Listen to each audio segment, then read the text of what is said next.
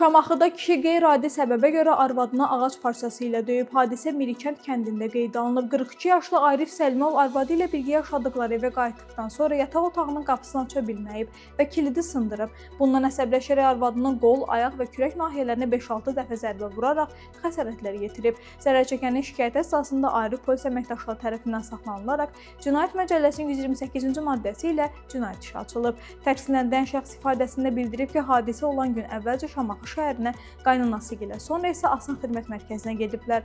Bu il avqustun 29-da ailə qurmuşuq. Hadisə baş verən gün evə qayıdanda yoldaşım yataq otağının qapısını aça bilməyib məni çağırdı. Mən də qapını sındıraraq açdım və əsəbləşib ağacla arvadımı döydüm deyə kişi bildirib. Arif Səlimov zərər çəkənlə barışdığını və əməlindən peşman olduğunu deyib. O cinayət işinə xitam verilməsini xahiş edib. Zərər çəkən qadının sözlərinə görə evdən çıxanda yataq otağının qapısını açarla bağlayıb.